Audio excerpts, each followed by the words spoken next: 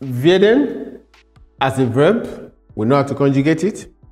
But what we want to do now is to see how werden functions and how the verb that we have conjugated before, sein. I hope you still remember the meaning. It means to be. To be. Okay. So now I want to see how they function. And by giving some examples, we'll be able to see how werden, so that we have more understanding of the verb werden. I believe we know that of sein, but we look at examples that combine the two. That tells us more about the two. So we don't need to go to this again, but maybe just quickly, the conjugation of sein. Let's just do it. Maybe you close your eyes so that I expect it to have in your brain already. Okay.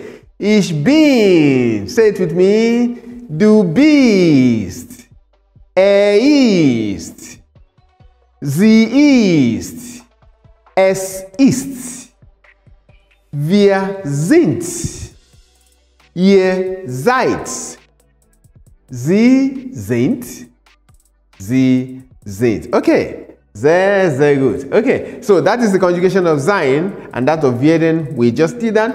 And now we want to go look at some examples to make us understand the usage of the two verbs. And I want us to see the example here.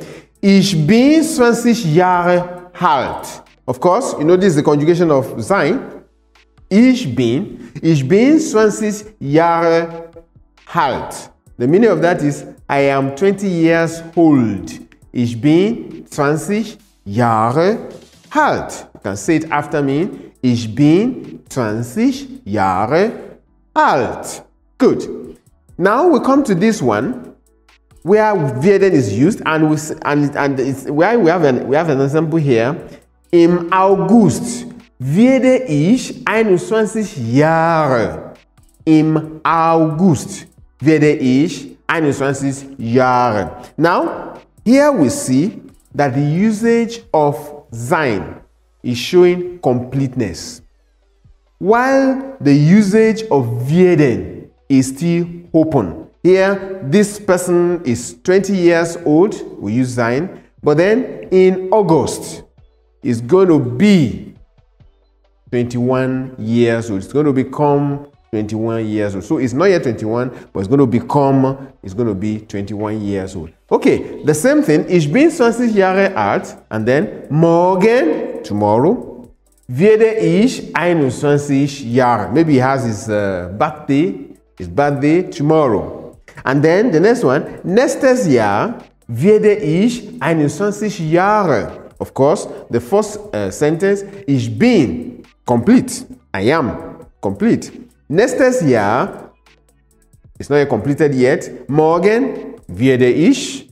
Im August werde ich. Okay, so we see that the usage of being shows completeness, while that of werden is still open, is not completed yet. Okay, we have some examples again. Wird wärmer.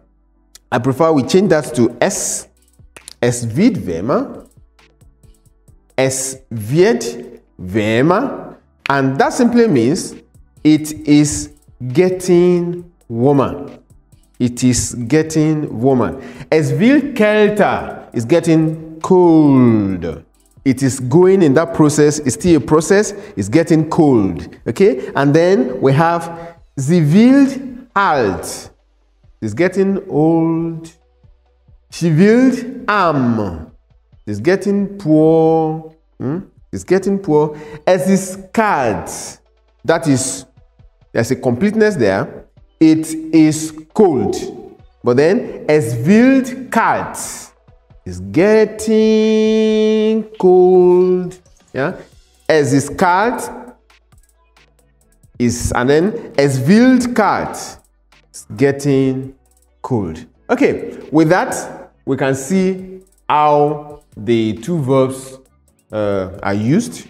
One to express a closed action, the other one to express, complete action, the other one expressing a continuation or incomplete action. Okay. Okay, hier ist ein Dialog, um die Verwendung von werden und sein zu prüfen. Here is a dialogue just to see the usage of the verb werden and sein. So, let's go on. Here we have a dialogue between A and B as usual. Wie alt bist du? B says, ich bin 13 Jahre alt. Ich bin 13 Jahre alt. Complete. Aber nächsten Monat werde ich 14. Okay? Bin, werden. Nächsten Monat, incomplete, werde ich 14. Wie geht's deiner Schwester? I believe you remember that. Wie geht's deiner Schwester? How is your sister? Es geht ihr gut. Say it after me. Es geht ihr gut. Well, there's something that may be new to you here, that one, but we're going to get to it later. And that is what we call the dative, but we're going to do it later. Es geht ihr gut. Sie ist schon verheiratet. You remember that word? To be married? Sie ist schon verheiratet. Sie wird bald Mutter. Sie wird bald Mutter. She's going to be a mother very soon. Sie wird bald Mutter. Okay? And look at this one. Sie ist schon verheiratet. Completed. Sie ist schon verheiratet. Sie wird bald Mutter. So, you see the usage of werden and sein.